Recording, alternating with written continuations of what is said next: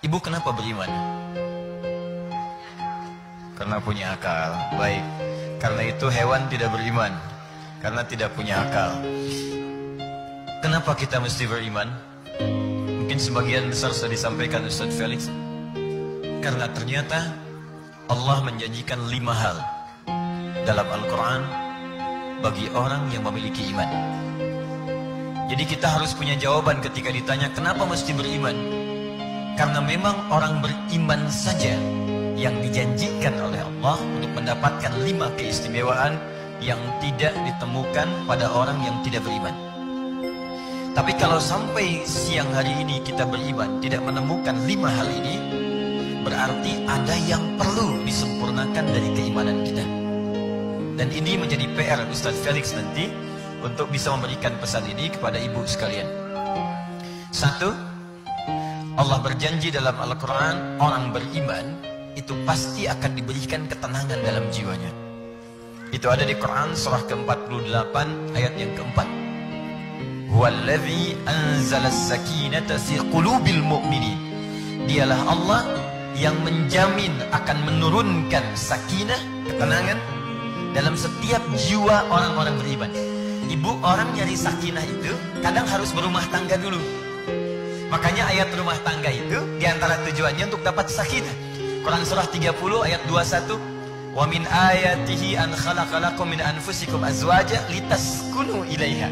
Bukankah ibu ingin berumah tangga untuk mendapatkan samara? Samara kan saatnya sakinah kan? Jadi ada orang ingin mendapatkan sakinah harus berumah tangga dulu. Tapi ada orang yang belum berumah tangga pun itu oleh Allah akan diberikan sakinah sepanjang ada iman. Ingat, bukan di lisannya tapi dalam jiwanya. Wallazi anzalas sakinata fi qulub. Ya, bukan, maaf ya, bukan fi fam, bukan di lisan, bukan fi alsinatil mu'minin, tapi fi qulubil mu'minin. Jadi orang beriman itu, kata Allah, jika benar imannya sampai ke jiwanya, aku akan berikan ketenangan dalam dirinya. Jadi kalau belum berumah tangga saja sudah dapat sakinah, apalagi kalau sakinah itu dibawa ke rumah tangganya. Pasti dipastikan 100% orang yang imannya benar sudah pasti di rumah tangganya, sesulit apapun persoalannya, pasti akan dihadapi dengan semua ketenangan yang hadir dalam kehidupannya.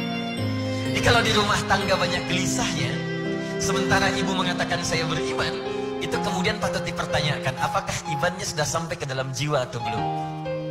Jangan-jangan kopi manis sedikit bikin status, uang belanja belum keluar telat sehari, udah bikin kemudian tulisan di medsos.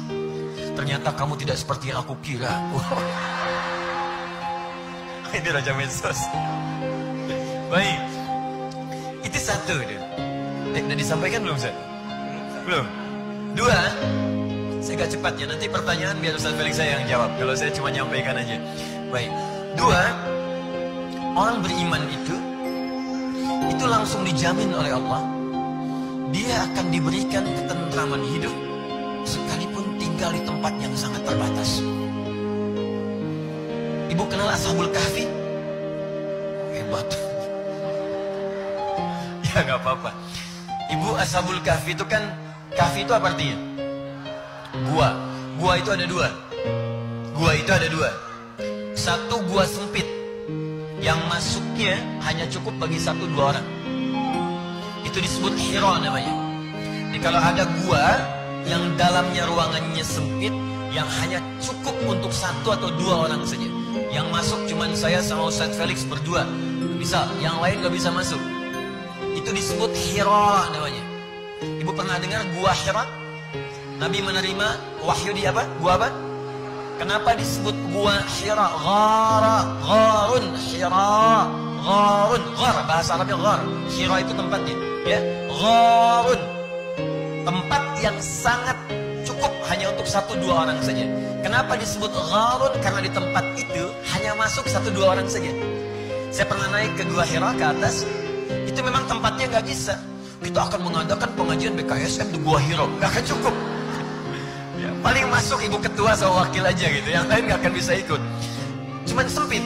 Tapi kalau yang di gua itu cukup luas dalamnya, bisa masuk 5 orang, 6 orang, 7 orang, 8 orang, maka nanti akan berubah namanya dari gharun jadi kahfun. Kahfi.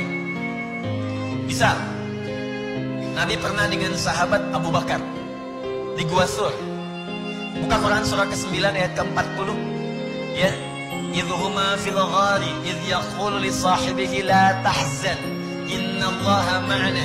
Ketika Nabi dikejar oleh orang-orang kafir Quraisy, bahkan sempat akan dieksekusi, lalu bersembunyi di dalam gua yang masuk cuma 2 orang, Nabi dengan Abu Bakar saja, karena yang lain gak bisa masuk, tempatnya sempit.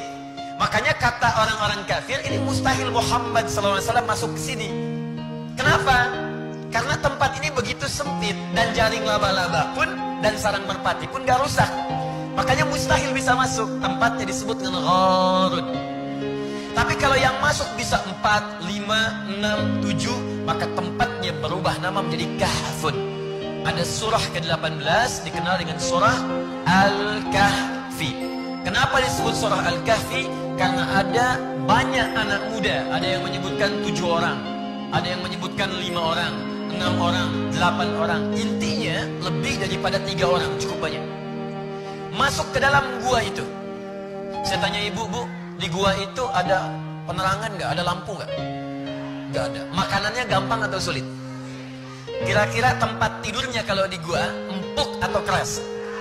Secara singkat, enak atau tidak tinggal di gua? Ya. Tapi kok bisa mereka bisa tinggal 309 tahun? Baik, tidurnya enak, nyaman, tidak ada yang ganggu. Saking gak ada yang ganggunya, 309 tahun tidur itu nyaman. Miring, bahasa Qurannya miring kanan enak, miring kiri enak. Makannya gak usah nyari, tiba-tiba langsung kenyang. Ya, kemudian matahari itu selalu terbit terbenam di setiap penghujung gua. Jadi dalamnya itu gak pernah gelap sempurna. Terang, remang, enak, tidurnya nikmat sekali. Apa rahasia? Tinggal di gua pun bisa nikmat sampai ratusan tahun. Apa rahasianya? Rahasianya ada di surah gua Al-Kahfi ayat ke-13. Perhatikan kalimat itu. Quran surah 18 ayat 13, posisi paling kiri di pertengahan. Perhatikan ayatnya. Saya agak cepat. Nahnu naqussu 'alaika naba'ahum bil haqq. Saya akan kisahkan, kata Allah, kisah para pemuda yang tinggal di gua untuk berlindung dengan sebenar-benarnya. Bagaimana mereka bisa tinggal di gua dengan nyaman ratusan tahun? Perhatikan baik-baik kalimatnya. Dan di sini poinnya. Innahum amanu bi rabbihim. Karena mereka punya iman yang sangat kuat dalam jiwanya kepada Allah Subhanahu wa taala. Wa zidnahum huda. Dan dengan keimanan itulah kemudian mereka diberikan semua kemudahan dalam kehidupannya. Jadi bu, kata Al-Quran tuh gini, kalau iman itu kuat dalam jiwa, maka tinggal di tempat sederhana pun, hidup terbatas pun, itu akan nikmat. Saking dahsyatnya kaget tuh benda bunyi boom gitu. Jadi kalau iman itu kuat dalam jiwa, nggak ada istilahnya terbatas. Tinggal di tempat yang sempit pun, suasana terbatas pun itu akan terasa nikmat.